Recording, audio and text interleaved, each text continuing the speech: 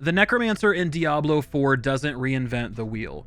They're still a general of the undead, commanding skeletal militia and hulking golems in order to overpower the enemy. This range class will blend summoning with death magic in order to form a really fun playstyle. And as with all of the other classes in Diablo 4, the Necromancer has had a facelift compared to previous iterations. They brought some cool new mechanics to the table to help give this thing a little bit more life. And even if you've been a Necromancer main since day one, there'll still be things for you to kind of learn and master. Now, the beta was an absolute roller coaster for Necromancers.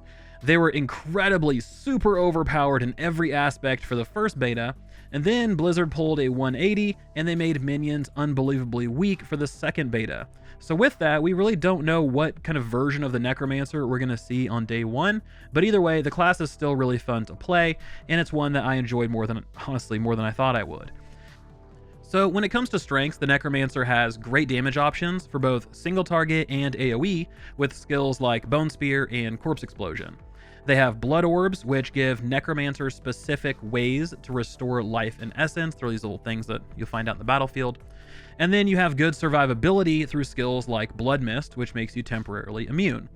But as with everything else, there's always weaknesses, and the Necromancer, you're going to have to watch out for a few things. So skills can be incredibly corpse dependent, so if you don't have any bodies lying around, you're going to struggle at times. And there's more management with this class naturally. You have a ton of minions, skills, cooldowns, all of these things you have to manage and keep an eye on, and you have to do this more so with a Necromancer than with other classes. Okay, so let's dive into their class mechanic, and that's going to be the Book of the Dead. So the Book of the Dead allows you to perform deep customization on your minions. You have skeleton warriors, skeleton mages, and you have the golem. Now each summon has one of 3 specializations that you can choose from. So for example, skeleton warriors can be skirmishers, defenders, or reapers. So skirmishers are these really kind of like high DPS, but sort of like fragile and frail skeletons. They don't have a ton of health, but they're going to deal a ton of damage. Glass cannon types. Then you have defenders. These are the polar opposite, right? They possess very large health bars, but they don't deal much damage. They're more for just soaking damage. And then reapers have decent health, kind of in between on the old health bar, but they deal large amounts of damage, but they are very slow. So you're going to get sort of those big sort of haymakers from reapers versus skirmishers, which are a little bit like quicker to the mark. Now mages, on the other hand, they can shift between damage types shadow, cold, and bone. So shadow mages are going to deal shadow damage to enemies. Bone will cast bone skills. They're going to deal heavy damage at the cost of their own life. And then you have cold. Cold is going to chill and freeze enemies. Then you have golems. Now golems, you can choose between bone, blood, and iron. Bone will taunt enemies in a wide area. Blood will drain the life from nearby enemies, and iron will slam the ground and stun enemies. And then building on all these decisions you have to make, each minion will also have unique upgrades available to them to change their overall playstyle. So like here's an example of what defenders will have access to. So you have 2 options to choose from. The first option is every 8 seconds, your skeletal defenders will negate the next instance of direct damage they would take. So basically they skip a damage cycle.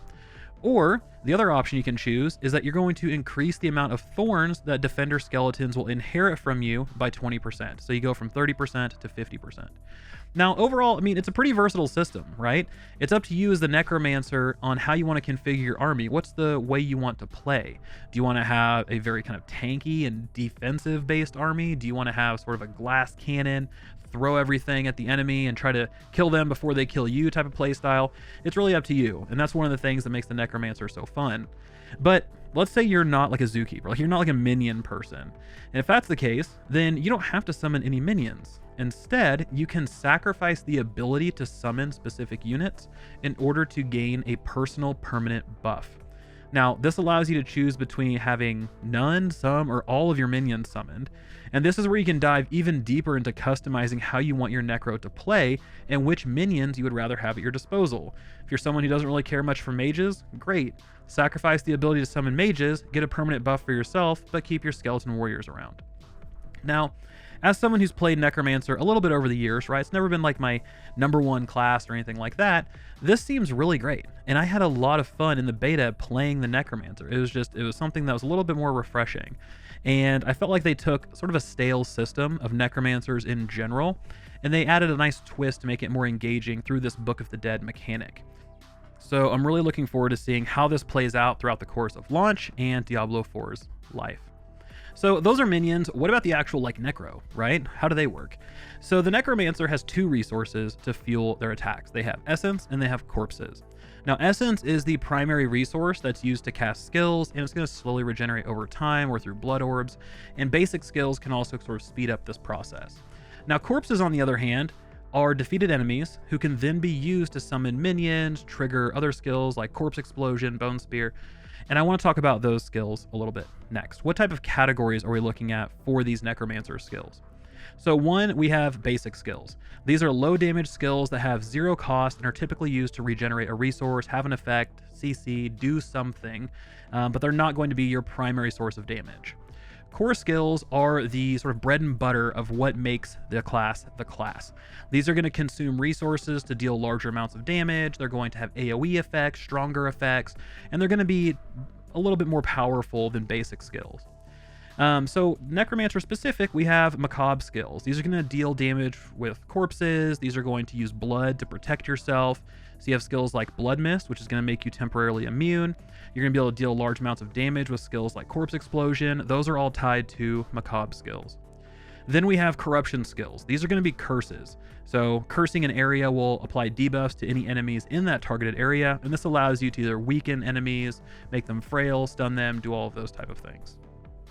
Summoning skills are going to contain things like Corpse Tendrils, which is a very strong crowd control skill, and Bone Spirit, which is a high damage AoE skill.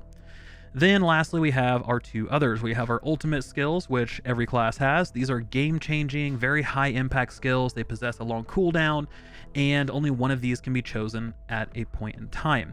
Then we have ultimate passives. These are going to be similar to skills, so they're extremely powerful. They're build defining. They can really sort of set the tone of any interactions or set the tone of your build. And like skills, you can only choose one of these things at a time. So guys, overall the Necromancer is a very strong, versatile class. It allows players to choose how much management they want in their summoner. If you're somebody who doesn't want to be a zookeeper, don't be a zookeeper. If you're someone who really loves that aspect of games, go in, be a minion like manager, do all of that fun stuff.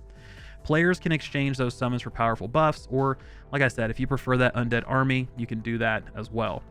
So I want to hear from you. What do you guys think? Is this the class for you? Are you a zookeeper? Are you just wanting to supercharge your necro to be a one-man army? Let me know in the comment section below. And if you like Diablo content, please like and subscribe. But as always, this has been Vulkan, and I'll talk to you guys next time.